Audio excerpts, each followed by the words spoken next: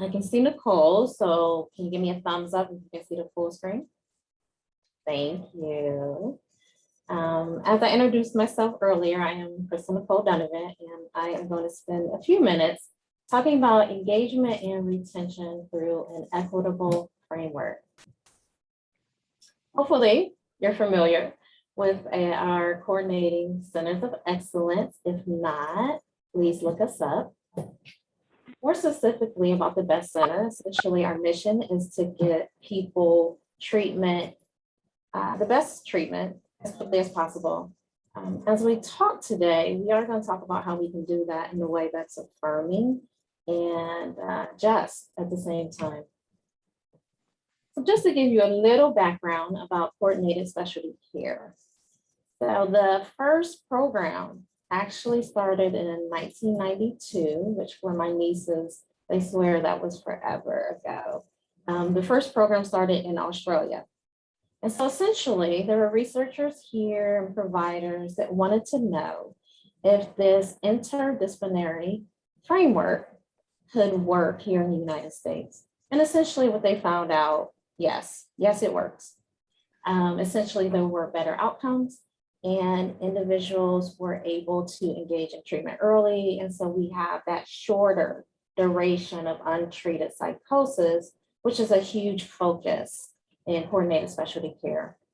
So when we're talking about those outcomes, essentially less distress, lower risk of relapse. A huge component of coordinated specialty care is family. So family psychoeducation, family-based services, key supporters. Again, we just know if people have that community support, they do better. And essentially there's a reduced need for inpatient care and essentially lower healthcare costs for all of us. So you might wonder, well, Crystal, why are we here? What we found is that engagement is not sustained in the programs in the United States. And actually, there was growing research that is showing that adversity, structural disadvantage, and racial ethnic discrimination is predicting poor outcomes and service disengagement. Consistently in the programs across the US, there's a 30% of young adults disengage in the first year. For some programs, we're actually seeing up to 50, and in other programs, up to 80% of individuals disengaging in treatment. So we want to do something about that, right? That's huge. We're saying this program is awesome, good work, good outcomes, but people aren't staying engaged. So Jones et al., they started looking at structural disadvantages, culture, race, and ethnicity in first episode programs. And they specifically had conversations with providers.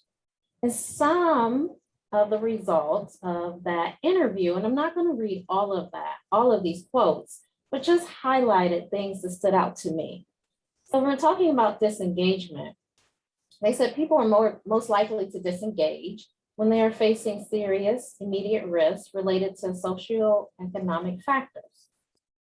They also highlighted that it's an issue for many individuals when they feel that the providers want them to just engage in treatment. We just want you to engage in treatment as defined by the program, rather than meeting practical needs relating to housing and money. I spent many years in an outpatient setting, and housing was an ongoing issue.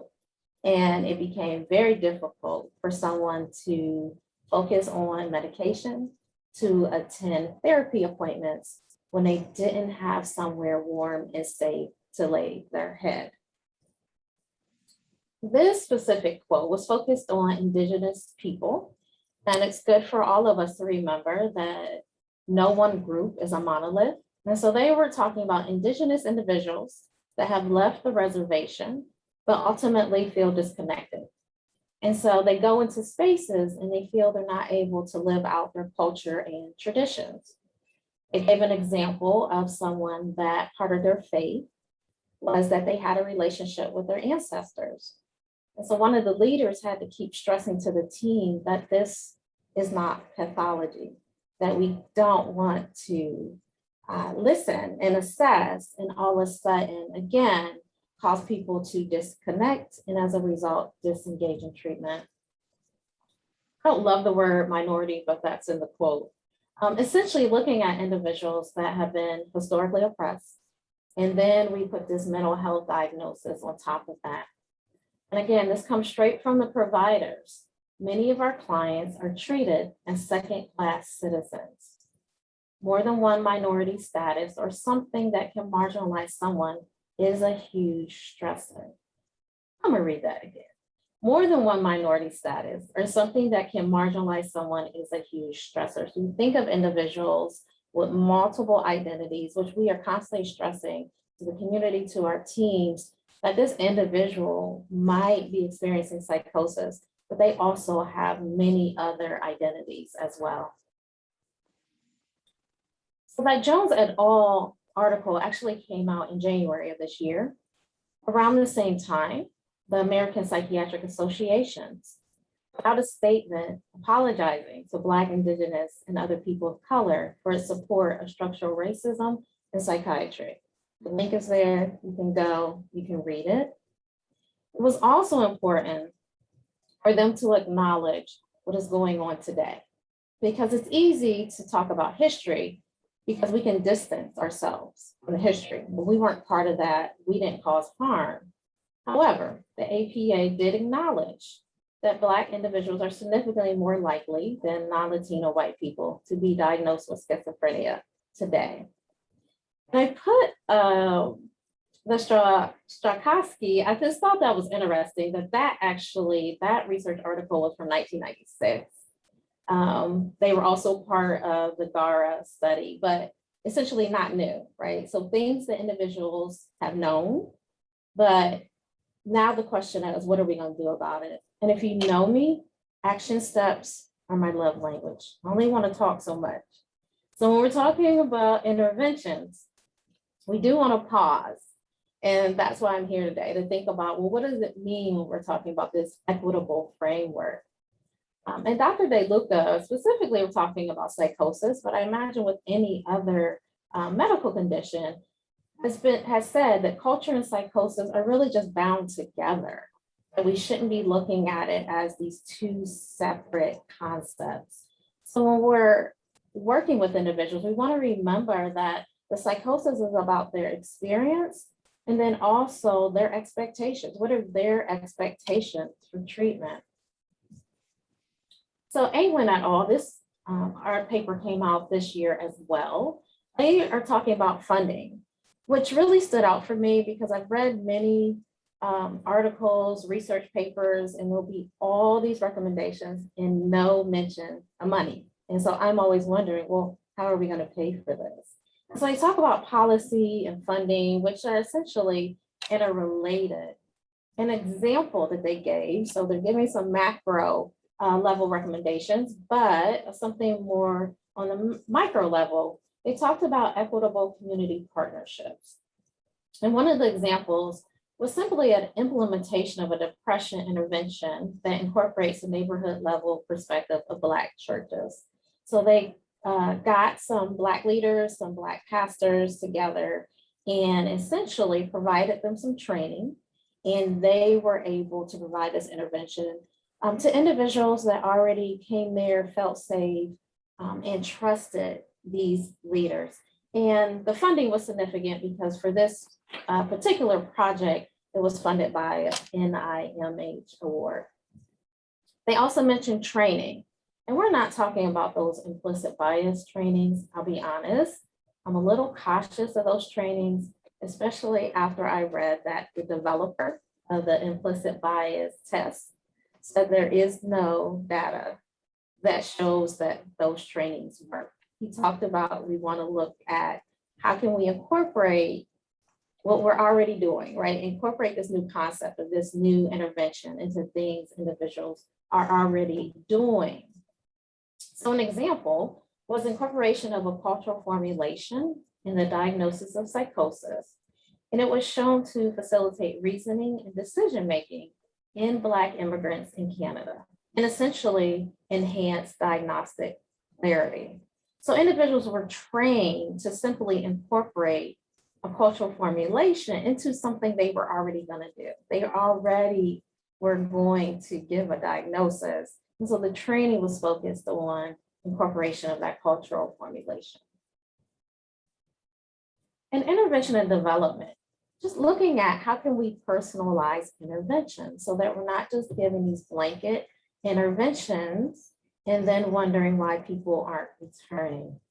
So an example was a creation of a culturally informed manualized treatment with a focus on family, and then also looking at enhancing adaptive spiritual beliefs and practices.